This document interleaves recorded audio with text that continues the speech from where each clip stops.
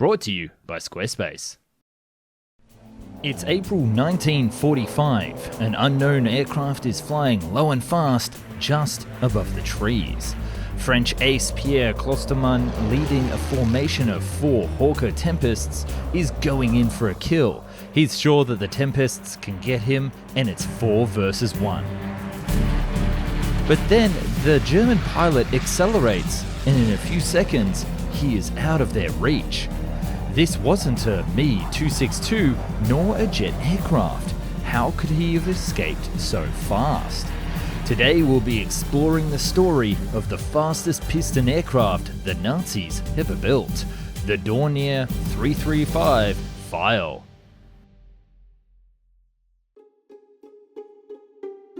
Claude Dornier was a German aircraft designer and engineer known for his unusual, although some might say weird designs. But he would actually gain his fame with the usual, more typical aircraft that we know, such as the Do-17, which was one of the main German light bombers in the early war, and the Do-24, one of the most famous seaplanes ever built.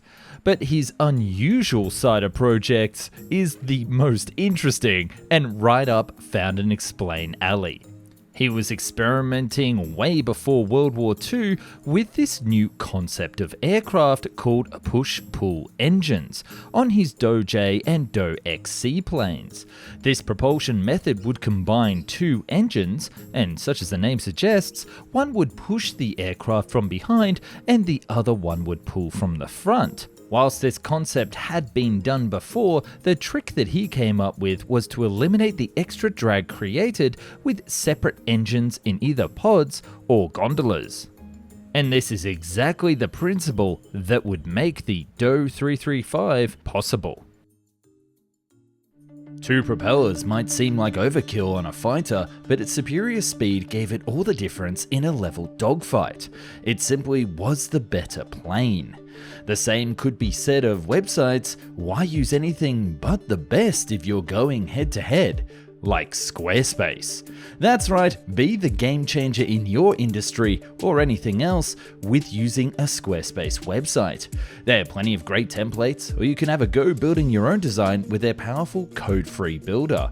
They have built-in e-commerce tech to add products and start selling right away, inbuilt email campaign marketing tools that are easy to use, and their sites are already optimized for mobile phones. But the best part is, when you click that link down in the description, you're actually supporting me and the channel and everybody else that works here to create the videos that you love so much. So it's a win-win.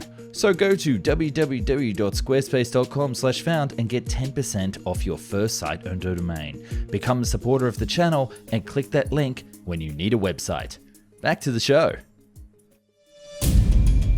When the war was already in its full wake, the RLM, or German Aviation Ministry, which has such a complex German name that I'm not even going to try and pronounce it, made a request for a new Schnellbomber, translated as fast bomber, a light enough aircraft to strike fast and deep behind enemy lines, and also get away with the pilot still intact.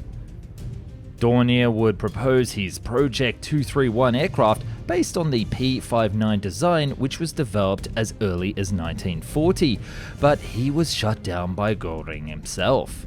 Despite beating the Ardo, Junkers and Blohm+Voss competitors and winning the contract for the aircraft under the name the 8335, it would run into some complications due to the war itself. He would be informed that the aircraft was no longer needed, and instead, the Luftwaffe was now looking for a fast multi-role aircraft which could perform both close air support and fighter missions. So it was back to the drawing board yet again.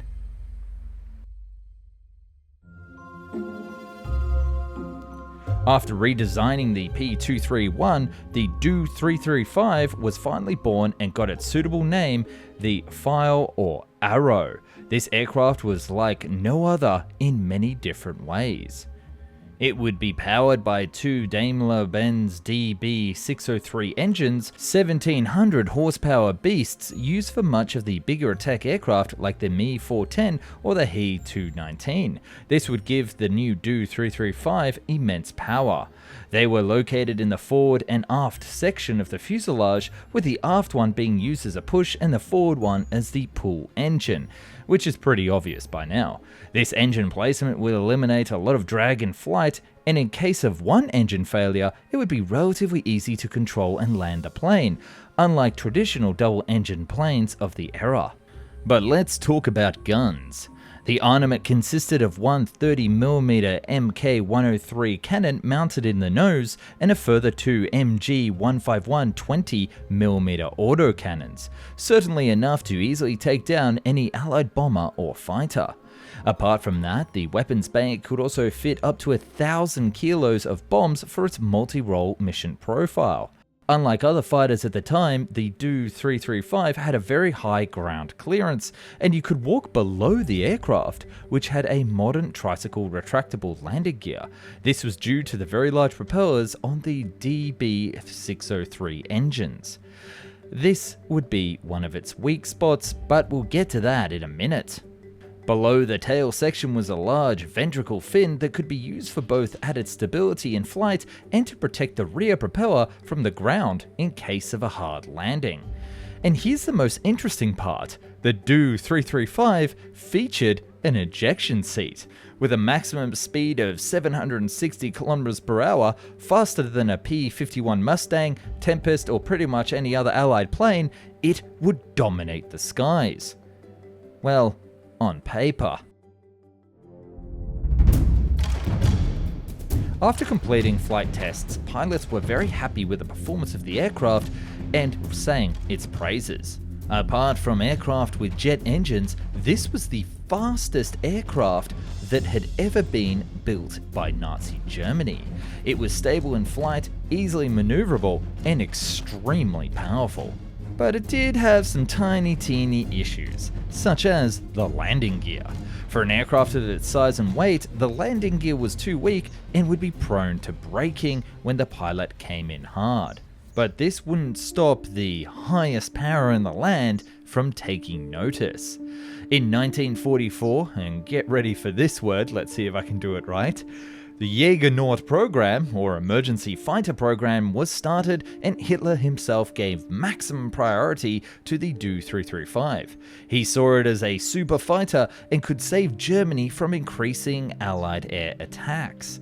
The plan was simple: to have around 2,000 Do-335s built by the end of 1946, which we know now is very optimistic. Even the He-219 was cancelled to give more production capabilities to this wonder plane. But the Allies bombed the main factory in Munich, and production would be set back by a lack of engine deliveries at this stage of the war. However, pilots were trained slowly and steadily with a specialized two-seater variant made for this role, and that's the one that we've got featured in the video today. Apart from the two-seater variant, there were also several more interesting designs based on the original Do-335 platform. In 1944, Junkers and Dornier cooperated on a Zwilling, or double fuselage variant called the Do-635. It would be used as a recon and spy plane, getting the interest from Japan.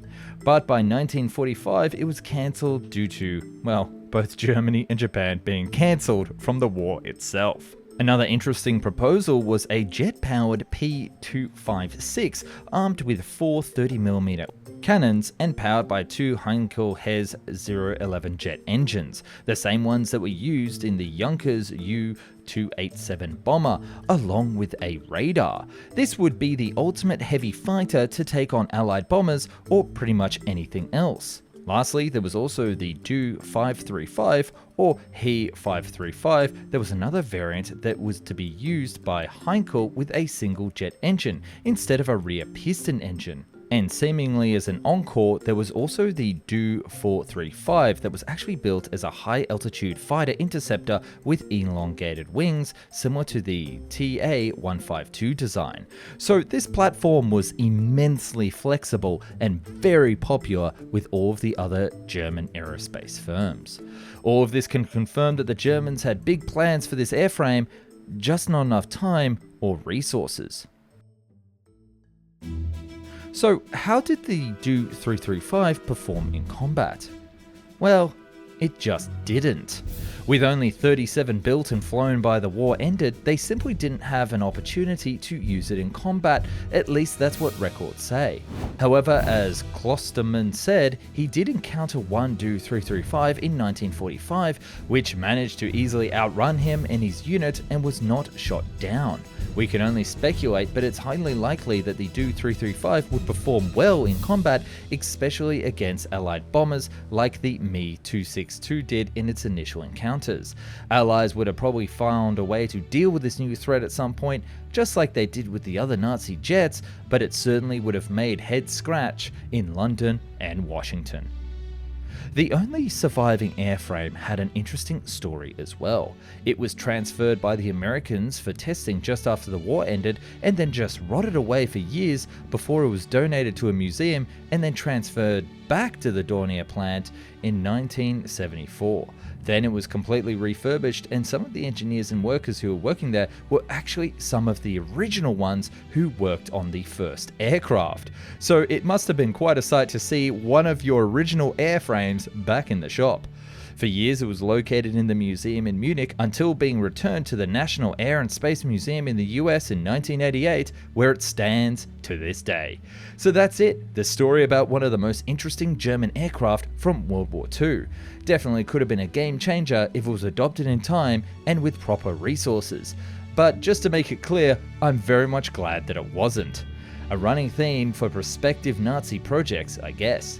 Thanks so much for watching. Please check out the other Nazi projects on the channel and write down in the comments for your suggestions on what to cover next. Also, if not, consider subscribing for updates and new videos.